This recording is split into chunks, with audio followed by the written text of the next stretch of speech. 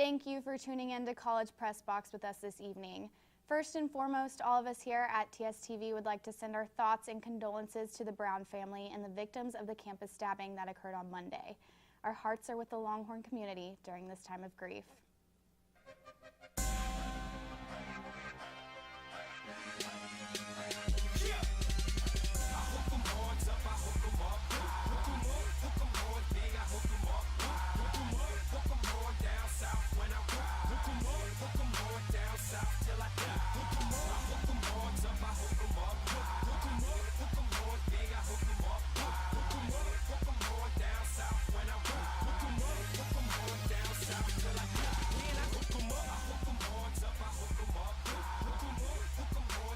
Welcome to our very special senior show of College Press Box. I'm your host, Elissa Killebrew. I'm also TSTV Sports Director, so I've been in charge of all the magic that happens behind the scenes here in the sports department for the past year. Expect some laughs and tears because we have a great show for you tonight. But let's lead off with some Texas baseball. How about that, Tyler? Sounds great to me. All right, so the Longhorns traveled to Stillwater this past weekend to take on Oklahoma State Cowboys in a doubleheader on Friday. Sophomore relief pitcher Bo Ridgway ran into some last-minute trouble as the Cowboys scored 2 runs in the bottom of the 9th. Ridgway pulled through and the Longhorns took the first game 5-4.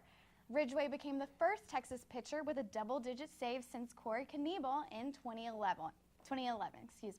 The Longhorns shut out the Cowboys in their second game on Friday with 7 scoreless innings from pitcher Morgan Cooper and 2 home runs from redshirt junior Brett Boswell. Sophomore relief pitcher Chase Shugart came in with a save at the bottom of the 8th, closing out the game with a 7-0 win for the Horns. Saturday's game was canceled due to wet field conditions, and Texas went home with their first road series win of the season. The Horns are on the road again this weekend to take on TCU. So let's welcome in Tyler King to talk some Texas baseball. So Tyler, how are you doing tonight? How's it going? I'm doing great. It's kind of, kind of sad, right? Kind of a sad last show. Last show for us, but let's get it. We'll get through it. Let's get through it. That's right. Yeah. So this is the segment I think we've all been waiting for. Tyler loves baseball. I love baseball. So, let's just get right into it. All right. So Texas finally picked up their first road series win this past weekend. What does this mean for our precious Longhorns? Hopefully it gets them out of the mental rut they've been in of just playing on the road and not being able to translate whatever they've been doing all season on the road. I don't know what it's been because they're playing at Kansas and they've lost 2 of 3. You shouldn't be losing 2 of 3 on the road at Kansas in baseball. Granted, Kansas is better than normal this year. Oklahoma State, it was nice to see them win in Stillwater because they just haven't been able to play well in Stillwater in the past 2 or 3 times they've had to go there. So hopefully that can get them out of their mental rut and keep this winning streak they've had going on. They've won 8 of their last 9, so now they're going to keep that going hopefully. And with TCU coming up this weekend, that's going to be huge. What is it with these Texas teams losing to Kansas? What is this? What is going on here? I don't know. I think it's something in the water here in Austin. Yeah, I don't know what it is. Well, the pitching staff has been a lot better than last year. Morgan Cooper is leading the pack, but Nick Kennedy, Nolan Kingham have also been making an impact as well. So what has been the difference with this pitching staff? Well, here's the one difference, especially with Morgan Cooper. He's finally healthy. Last year, he was still recovering from Tommy John. He was still working his way through it. His command just wasn't there. This year, he's been on point all season long. Nobody's really been able to get to him. Kingham, he's been the same way. Now he wasn't coming back from Tommy John, but he's just been able to command the zone a lot more, has more confidence in his pitches, and he just goes right at hitters. So the 2 of them pitching the first 2 games of a weekend series, I would bet money on Texas almost every weekend because that's some of the 2 best starters in the country. Who do you think will be pitching this weekend against TCU? I'm going to say, obviously, Nolan pitching Friday night. That's what they've been doing lately. I know he didn't pitch against New Orleans, had some academic issues. Saturday, it's going to be Morgan Cooper again. He's been on fire. And Sunday, you got to go back with Johnston. I know he pitched on Tuesday, and the only reason he pitched on Tuesday in my mind was because they didn't have a Sunday game. So trying to get him innings, and there's something with Kyle Johnston. He can't get out of his head pitching on Tuesdays or out of the bullpen. If you throw him in a weekend start, he's perfectly fine. You throw him out of the bullpen or on a Tuesday, and it goes crazy. And he's just such a strong starter too. Yes, he's been a closer before, his freshman year, and he did well. But I think he's gotten so used to starting now that he just can't get used to a different role. Well, I've also been following Texas baseball for 4 seasons as well. So I have picked up that they're pretty notorious for heating up just weeks before postseason play. So how do you see this team ending the season and heading into postseason at the end of May? Well, this team is definitely starting to hit their stride at the right time. They're starting to peak at the right time, which is exactly what you want going to the postseason, any sport. D1Baseball.com today came out with their latest projections of the field of 64. They actually have Texas as a 2 seed now. They've had them at a 3 seed for last month. Now a 2 seed going to Baton Rouge. So that'll be interesting. That'll be fun. I think Texas, though, if they can win the series this weekend at TCU, that'll give them a lot of momentum, even though they have a 10-day break for finals. Then West Virginia comes in at the end of the season. If they can get into that 2 to 3 range of the conference when they go to the conference tournament, then that can help them a lot. Conference tournament for me is not going to be that big of a deal if they win it or not, because by the time they get there, they're going to be going to the NCAA tournament. Oh, okay. Not like 2 years ago, the last couple of years where they've had to win to get in. I think they've done enough, especially on Tuesdays, which is one thing they haven't done before. Right now they are 11-1 on Tuesdays. Wow. So, or 11-2, excuse me. They lost last week to Louisiana. So that's been able to help them get a lot of wins to help build their resume. I think they've done enough that to make the NCAA tournament at this point. Wow. All right then. Well, I guess time will tell. Yeah. So thank you so much, Tyler, as always, coming on, doing baseball analysis, also covering literally every game every week for us baseball. It has been just such your stride, and I just really appreciate it. Yep. But coming up, we'll take a look at more Longhorn spring sports. Stay with us.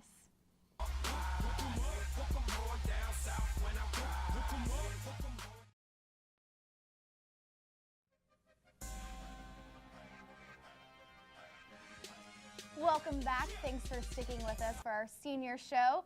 Joining me to talk all sports around the 40 acres is the legend, James Grachos. James, how are you doing tonight? Finally, a proper intro. I'm used to he likes nachos, but here on this impressively important night, I am glad to be here as the legend, talking about my favorite sport, men's golf. They saved their game for the very end of the season at Prairie Dunes Country Club. The Longhorns won by 1 stroke over Oklahoma State for their 5th consecutive Big 12 championship. How about that?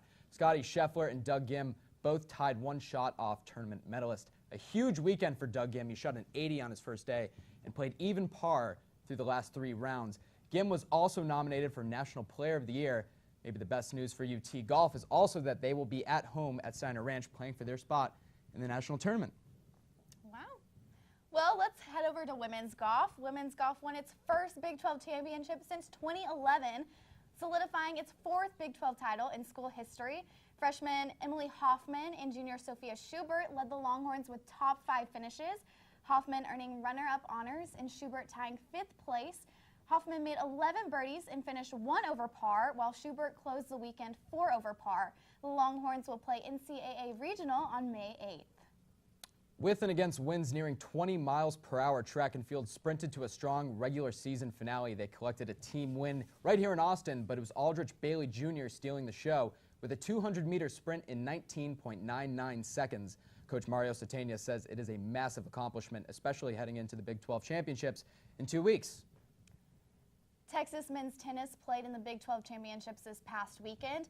9th-ranked Texas made top 30 singles wins from Christian Sidsgaard, Harrison Scott, and Julian Zlovinsky, but the Longhorns ultimately fell to 15th-ranked Oklahoma in the first round. OU sucks. Texas will host the first round of NCAA championships on May 12th. And more Big 12 championship action for women's tennis. They came into the tournament ranked 24th in the nation and got to the semifinal where they faced off against number 7 Texas Tech. Coach Howard Jaffe said they didn't surge at the right times, and then they ended up falling 7-2.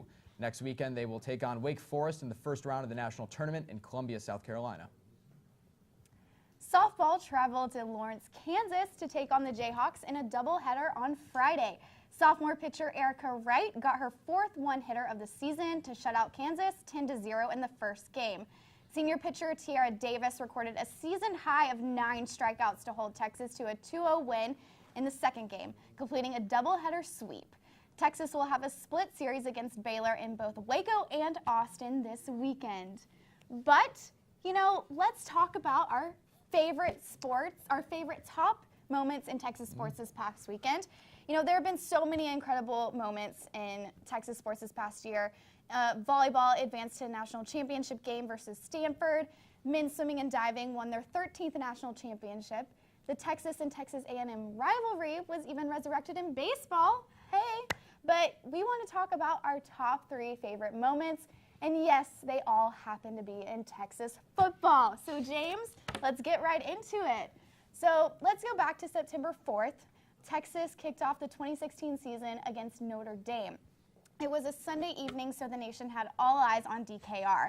And Texas came out with the win thanks to Tyrone Swoop's touchdown run in overtime. James, how was that game for you? Absolute electricity at DKR week 1. I actually got messages from friends out of state. Sure, that was the last time I received any positive correspondence in regards to the season, but it was still the greatest moment of Charlie Strong's career, holding up those horns, which would soon become the horns for South Florida. Regardless, week 1 was like a 12-year-old me with a Red Bull, a sugar rush that spiked higher than the Rockies, but crashed down harder than Tiger Woods' career after a 9-iron had been put through his windshield. The question is, was this false hope worth it?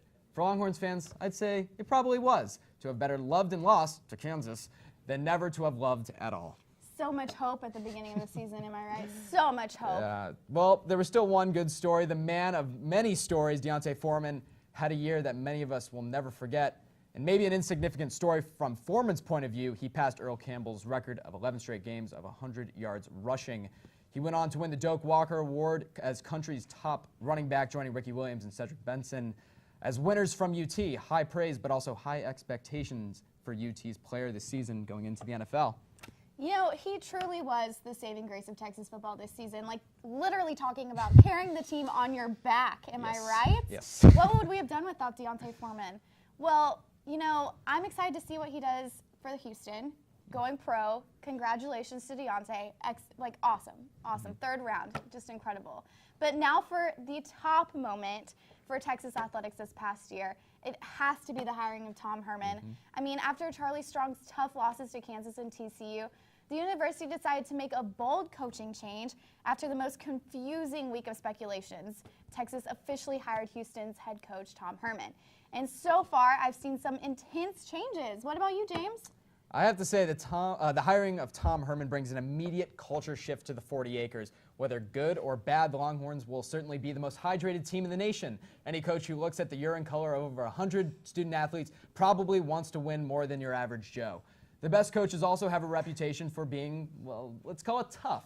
Popovich, Babcock, Belichick, Saban, Coach K, you get the message. But if his desire is as deep as his pockets on his cargo shorts, Longhorn football should be just fine. You know, I think it'll be great. I think this year has a lot of potential. Okay, so let's just make some predictions here. They can be bold. I'm okay with that. Okay. So where do you see Texas at the end of the 2017 season? You know, I normally would have said 5-7, but as I mentioned, the cargo pockets are big. They're real big, so I'm going to add 2 wins. I'm going to add those 2 wins. I'm going to say 7-5. Progress. Wow. Okay. Well, that is progress. It's progress. I'm going to go with 10 wins. Wow. Honestly, yeah. Wow. I think Texas may have a chance at, you know, taking the Big 12 championship. I don't know. I have a lot of good feelings about Tom Herman and his staff. Of course, it's after we have to leave, right? Of course it is. You know, honestly, what is the chances that we have the worst 4 years in Texas football that we're here? Yes, Horrible. I looked back. It's not pretty. It's not pretty, but so much hope, so much hope. That's so, right. James, thank you so much for your insights. Always a pleasure having you on. I love you on air, and I'm so excited to see what you do in your career. So thank you. Thank you so much for having me. Oh, of course. So coming up, we will have a special feature on the most visible fans at Dishwall Field. Stay with us.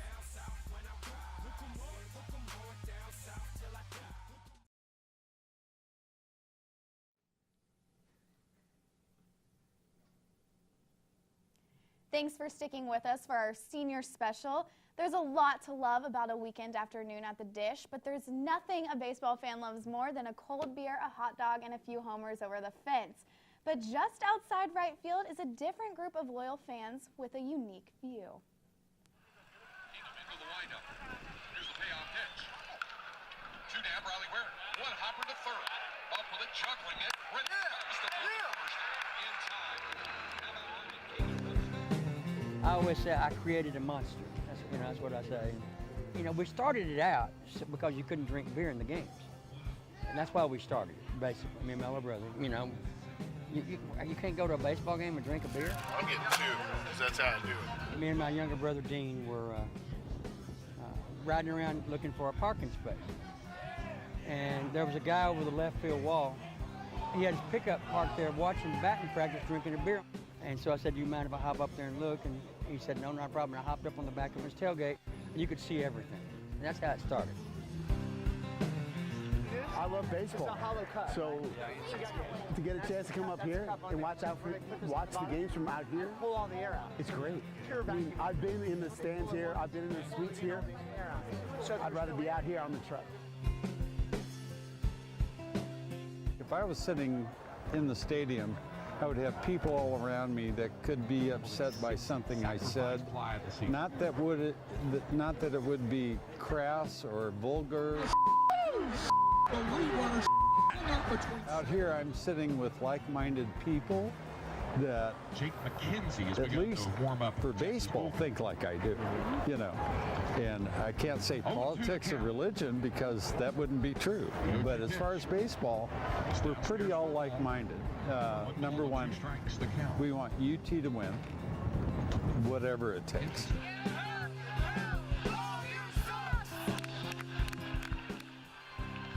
What do we know about the outfield? His name is Steele Walker. His father's name is Ashley. His mother's name is Charlotte.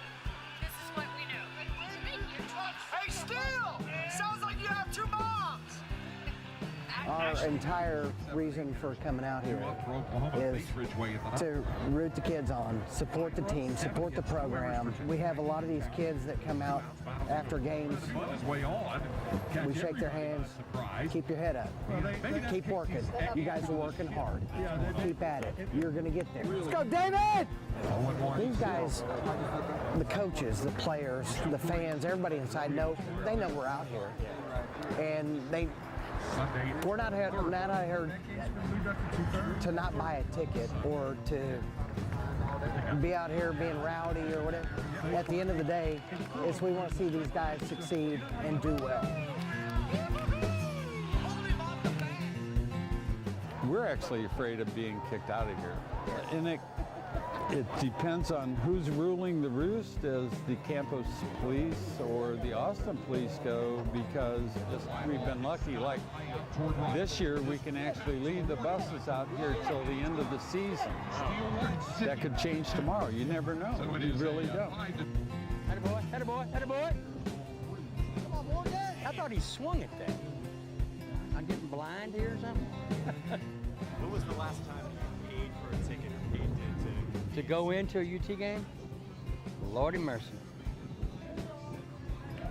Paid for a ticket? 87. As long as I can climb that ladder, I'm gonna become watching Texas baseball on top of them vehicles.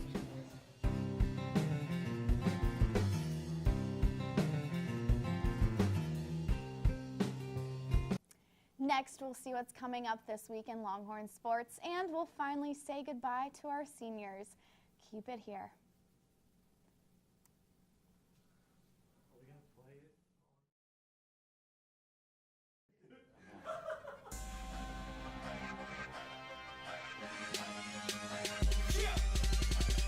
Welcome back, Tyler King and James Grachos joining me for our last segment of our last show as seniors. Let's take a look at what's coming up this week in Longhorn sports. Softball will be playing Baylor this weekend in a split series. They will be playing at Waco on Friday and in Austin Saturday and Sunday. And baseball will be traveling to TCU, and they will be playing at TCU, and it'll be on ESPNU or ESPN2. So yeah, for every year, our juniors make a compilation of all of the seniors' best and worst moments throughout the years at TSTV. So someone bring out the tissues and let's take a look at what they put together. We finally twisted his arm enough to where he could agree to come on and share his wealth of knowledge of Texas baseball. Reed Hauser. Reed, can't thank you enough for coming on. Well, guys, it took a brief hiatus, but it's great to be back. Thanks for having me on. More big plays by these guys. They're going to be more aggressive down low, and they're going to be like really big for them. Thanks for joining us on our special live show of College Press Box tonight. Stick with us, we're going to make it a good one. Late in the fourth quarter, the Texas defense even produced a fumble. However, with 3 minutes left to go, a Jerry Neuheisel 33-yard touchdown pass to Jordan Payton in this spot in the end zone right here sealed the game for the Bruins. Patrick Mathis was expected to be one of the big bats in the lineup, and right now he couldn't hit water if he fell off a boat. I mean, the guy can't do anything right now. Would you wear a bucket hat? Oh, I own a couple bucket hats, actually. Oh, do you? I do. Oh, very nice, very nice. Alongside right now is he likes nachos, Grachos. Boy, I never want to be introduced like that ever again. Their only decisive win by 21 or more points was against the Jags, and they are the worst team right now. Now, Tony Romo, a story like him could not end with just a season of injuries and then Dak Prescott taking over. And that's why I think, or I know, I found the prophecy of Tony Romo. All right, so I'm going to ask you some general baseball knowledge questions first, okay? So, how many innings are in a game? 9. 9. I know I am 7. So, is it 7? So we're here live, looking at all the students in absolute protest over Texas sports. I can't believe what I'm seeing right now. They're putting up flashcards to see who should be the next head coach of Texas football. Tom Herman, your job might be in jeopardy. Tonight, we're talking some shocking news in Texas basketball. Tyler's on the whistle. Do the cacophony. We have Reese Miller dressed as our very own Texas football head coach, Charlie Strong. Reese, how's it going? That's right. I feel good to be here. I feel like I resemble him pretty close. I just need about an extra 80 pounds up here. And 80 pounds of pure muscle. That's right. And maybe a little less hair, and then I think I've got it. So I'm looking forward to it. Despite trailing by 21 points in the fourth quarter and an electric comeback from Texas quarterback Gerard Hurd, the Longhorns' road to contention went wide right. Extra points like automatic. I didn't even look. With this victory, Charlie Strong gets a Gatorade bag, a golden hat, and his first signature win that reignited a spark in him and this football team. Still has another chance here. That one's blocked as well. One-timer off his own man. Trying to wrist her back in front. Grachos scores! Even though the two teams are no longer in the same conference, for the Longhorns, the rivalry means just as much as it did in the past. 2 interceptions and 2 fumble recoveries still was not enough. 672 yards was the final count for Oklahoma's offense. That'll do it for tonight's show. We thank you for spending your Monday night here with us. For Taylor Smith, Caden Kennard, Master Control in Studio, I'm Elissa Killebrew. Y'all have a great night. Big thanks to everyone in the studio, Master Control. For Matt Adams, I'm Reese Miller. Good night. I'm James Grachos. See you next week. I'm Tyler King. Have a great night.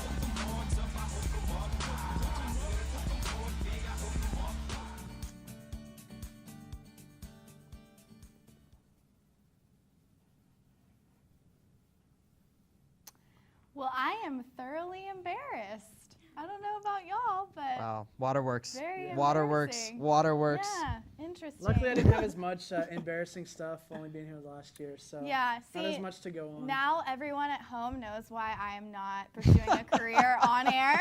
I don't know not why she my says thing, that. not my thing at all. That was painful. So painful. No, but thank you to everyone. That was Yes, that was an awesome thank tribute. you guys. That was incredible. So guys, let's talk about favorite memories here at TSTV. Tyler, let's start with you. I'm going to say, probably my first time hosting. I enjoyed it a lot. Got to talk about the Texas football wins. I mean, that was very rare and far. There's a lot of time. Yeah, few and far between. So it was enjoyable to actually get to be the host for a win and not have some somber analysis to talk about. So I enjoyed it. I mean, everything here has been fun. It's kind of hard to pick out a favorite moment because it's all been very enjoyable. So it's kind of hard to pick out one, but hosting my first time was very fun. James? I'd have to say all the game day experiences were a total blast. The first time I ever did it, I was told that I was going to be the analyst about 20 minutes before, threw me into the fire, and I think it went really, really well in the end. Thank you to Reese Miller for that. Our fearless leader, our other fearless leader, I mean. And but I have to say probably my favorite of all was not being on the broadcast. It was being a part of the game in action. Yes, I did throw a helmet at a ref, but I learned a lot that day. Wow. I learned a lot that day. And it was an Not incredible... to throw helmets at refs, maybe? Oh, no, that's definitely not it. No, Okay. but I have to say it was a total blast being part of all the game day shows and, of course, Press Box and Crossfire. But, of course, our amazing sports director, what do you have to say? I mean, I've been here for 4 years. Thinking of a memory would just be insane of me. But I think just this past year has been incredible. Being sports director for this incredible department is something unlike any other. And I'm just so thankful y'all have had me here and let me lead y'all. So we did some fun things with Press Box this year, and I hope y'all saw that. But anyway, thank you guys so much for coming on. I'm excited to see what y'all do in your futures, and good luck with everything. Seriously, everything. You too, Elissa. Well, that does it for our last show of the semester and our very last College Press Box as seniors. Make sure to tune in to our sports debate show, College Crossfire, on Wednesday at 9 p.m. And give us a follow on social media at TSTV Sports. For all of us here in studio, Master Control, James Grachos, and Tyler King, I'm Elissa Killebrew, signing off for the very last time. Y'all have a great night.